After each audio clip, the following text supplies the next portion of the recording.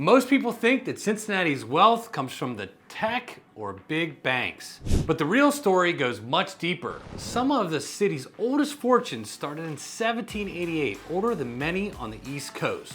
Today, I'm taking you inside neighborhoods where families have lived for over 200 years. In these areas, homes can cost up to 8 times more than the city average.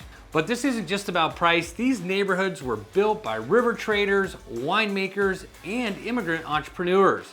And now you're about to hear the full story. There's one Cincinnati neighborhood where the median home price is $2.2 million, 8 times the regional average, and it's been that way for more than 100 years. Indian Hill is the heart of Cincinnati's old money culture. The exclusivity here isn't by chance, it's a way of life that's been carefully protected. Indian Hill started with the 1788 Sims Purchase. That's when Judge John Cleves Sims bought a huge piece of land from the Continental Congress for just 66 cents per acre.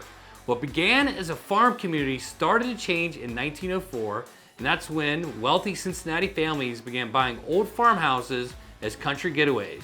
That rural charm is still here today, and it's backed by the village's founding rules. The 1941 Village Charter makes this clear. Indian Hill was built to stay fully residential with no commercial zoning allowed. That's not just a tradition, it's the law. The village has 75 miles of bridle trails that weave throughout quiet neighborhoods. Homes here are often Georgian revival style, set on huge lots with big trees and open green space. Hang on to that, because later we'll see how Mary Emery used her wealth to build a different kind of exclusive place, Marrymont. Let's look at the numbers. Zillow says Indian Hill's median home value reached $1.61 million in July of 2025, a 3.8% increase from last year, while Redfin reports higher numbers, median sales price around $2.2 million in May of 2025, similar to what our numbers are here. Homes here sell for about $382 per square foot. Compare that to the Cincinnati overall metro median price of $287,000 and you'll see just how different this area is. But Indian Hill is about more than home prices. The median household income is $228,000, yet even with that wealth, residents care more about conservation than building more. Around 1/4 of the village is protected land. What makes Indian Hill special isn't just money, it's how people here use it to protect their privacy and natural space. Famous residents include astronaut Neil Armstrong. He moved here after walking on the moon. Rock star Peter Frampton also lived here for nearly 14 years. He loved the peace and privacy that Indian Hill offered. Now, if you're enjoying this peek into Cincinnati's most exclusive neighborhoods, go ahead and hit that subscribe button on this channel. We'll take you through different parts of Cincinnati and Northern Kentucky, from historic spots to up-and-coming areas. You'll get real market insights and local tips you won't find anywhere else. It's like having your own real estate guide, so go ahead and subscribe. Well, let's keep things going, because how people live in Indian Hill says even more than the numbers. Life here revolves around horses. Those 75 miles of bridle trails connect the neighborhoods. People can ride from their houses to different parts of the village. Many homes have circular driveways, big garages, and extras like pools, tennis courts, and even guest houses. But this horse-focused lifestyle is just one way wealthy Cincinnatians showed their status. Wait until you hear how Nicholas Longworth turned an entire hillside into America's first wine empire. Now, let's look at where Cincinnati's old money started, wealth that still shapes the city's most elite neighborhoods today. Before tech jobs or big banks, Cincinnati built its fortune on one thing: river trade. The families who mastered business on the Ohio River in the 1800s created wealth that still impacts the city today. Nicholas Longworth, who we mentioned before, came to Cincinnati from Newark, New Jersey before 1808. He became the city's first millionaire with a bold idea. While others saw Cincinnati as a rough trading post, Longworth saw a new future: wine. He's known as the father of the American wine industry, and there's a reason. In 1831, Longworth bought most of Mount Adams. He turned it into a huge vineyard, and his wine, Golden Wedding Champagne, became popular all over the country. It helped make Mount Adams known as the birthplace of wine in America. This wasn't a small setup. His vineyards covered the hillside, and his wine even competed with European brands. Later, Mount Adams turned from a vineyard into the cultural spot we'll dive into soon. That change shows how Cincinnati's high-end neighborhoods grew while keeping their value and charm. Longworth's legacy didn't end with wine. His granddaughter, now wait for this, Maria Longworth Nichols Storer, started Rookwood Pottery in 1880. It became famous worldwide and helped lead the American arts and crafts movement. The family lived in what is now the Taft Museum of Art, a mansion that shows how grand Cincinnati's early wealth really was. But Longworth wasn't the only one to get rich through river trade. David Sinton came to the U.S. from Ireland when he was 3. He built a fortune in pig iron, which was used to make steel. So as mentioned, he was born in Ireland, and Sinton showed the kind of hustle that many immigrants brought to Cincinnati. When he died in 1900, he was the richest man in Ohio, leaving behind $20 million. How did he get so rich? Well, during the Civil War, other people sold iron as demand went up. Sinton did the opposite. He actually saved his iron, then sold it later for much higher prices. Now that smart move turned him from a worker into the wealthiest man in the state of Ohio. His family story didn't stop there. His daughter, Anna, married Charles Phelps Taft, half-brother of President William Howard Taft. Sinton's money even helped fund Taft's 1908 campaign for president. The Taft and Sinton families lived in the same home Longworths once owned, now the Taft Museum. That home links 3 major names in Cincinnati's history and shows how deep these family ties really run. That kind of immigrant success didn't end with the Sintons. German and Irish families also built strong businesses and helped shape the neighborhoods we know today. Let's take a closer look at how they did it.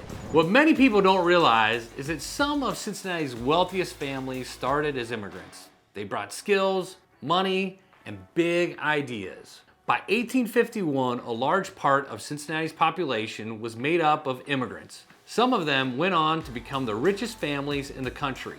They helped shape the city through new industries and strong communities. German immigrants made up 28% of the city at the time. Irish immigrants made up about 12%. They brought the skills and drive that helped grow entire neighborhoods throughout the city. In 1890, over half the people in Cincinnati were either born in Germany or had German parents. These weren't just people looking for any job, they were often trained workers who brought savings with them. They bought land, they opened shops, and started businesses. Many worked as butchers, bakers, tailors, or even builders. This helped Cincinnati grow into a major center for manufacturing. The German community also shaped the city through breweries, factories, and cultural places, especially in the over-the-Rhine neighborhood. Their strong impact gave the area a European feel. That charm brought in other wealthy families and helped start local traditions that still exist today.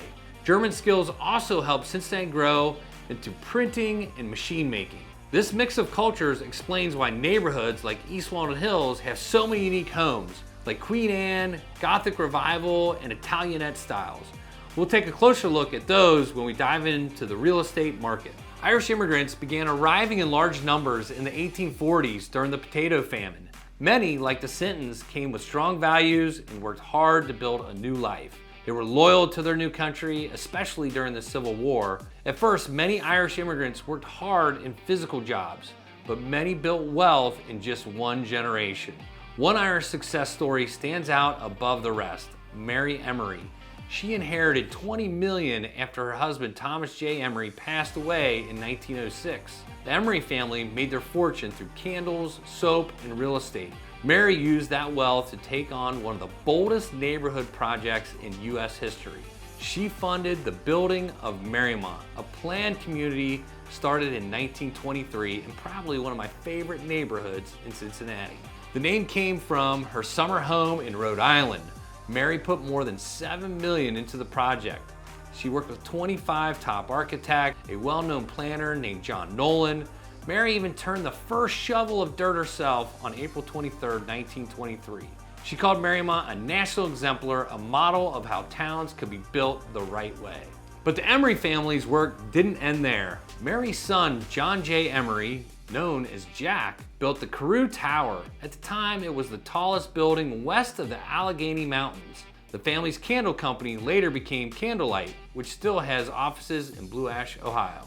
All this shows how immigrant families built business empires that lasted. And they're still shaping Cincinnati's economy to this very day. Now, I'm about to show you something really special. The exact neighborhoods where you can still feel this old money legacy, and we'll break down the home prices that reveal which spots still hold that historic charm. Here's where things get interesting. You can still live in these same neighborhoods today, but there's something you should know. These old money areas stay exclusive because of both price and character. Let's start with Terrace Park. It was founded in 1893 and is one of Cincinnati's oldest suburbs. The typical home here is valued around $750,000. This exclusive neighborhood has very limited inventory, and in fact, there were only 4 active homes listed for sale in June of 2025. Low supply keeps prices bouncing around, but many homes here are Victorian and most follow strict rules to preserve their historic look. Now, Hyde Park tells a different story. It began as Mornington in 1892 and became part of Cincinnati in 1903. The area centers around the Cincinnati Observatory, built in 1873. Home values are now around $575,000 and rising. You find architectural styles like Victorian, French Second Empire, and Classical. Marrymont shows how vision and planning can create lasting value. Mary Emery founded this village in 1923 to build a national exemplar in community design. Homes here are valued around $560,000 and rising steadily. The town is known for its English Tudor homes, open green spaces, and layout design for connection and walkability. Mount Adams, now that's all about transformation. It started with vineyards and industry, but became a cultural hub over time. The neighborhood sits on a hilltop and was once linked to downtown by the old Mount Adams incline built in 1872. Homes today range about $536,000 to $645,000, depending on the source, and that swing shows how demand and elevation keeps prices competitive. Now we'll head over to East Walnut Hills, which blends German Catholic roots with estates built by old Cincinnati business families. Founded as Woodburn in 1867 and annexed in 1873, it's full of homes in Queen Anne, Gothic Revival, and Italianate styles. Preservation efforts keep its historic charm intact. And Columbia Tusculum is the oldest neighborhood in the city, founded in 1788, just 1 month before downtown. It's home to the first Protestant church in the Northwest Territory. Today it is known for its colorful painted ladies and strict rules that protect its history. But here's the key. Homes in these areas cost 2 to 7 times more than the metro average of $287,000. In Indian Hill, for example, homes sell for around $382 per square foot. These prices aren't just about location. They reflect the cost of maintaining history, access to top schools and clubs, and homes that often stay in the same families for generations. So if you're thinking about buying in one of these historic neighborhoods, there are a few key things you should know first.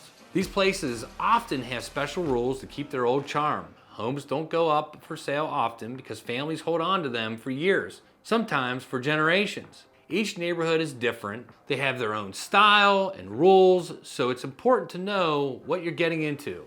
From Nicholas Longworth's Wine Hills to Mary Emery's dream town of Marrymont, these aren't just pricey places. They're living pieces of American history.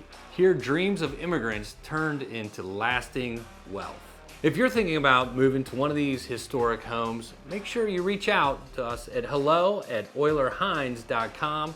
We've sold homes from Indian Hill to Mount Adams to Columbia Tusculum to Hyde Park. We've worked in all these neighborhoods, and without a doubt, you want an expert on your side to help navigate through these historic neighborhoods. Now, if you've liked our content today, we had a little bit of a history lesson, but we provide all kinds of content, whether it's property tours, market updates, or just general things about Cincinnati just like this.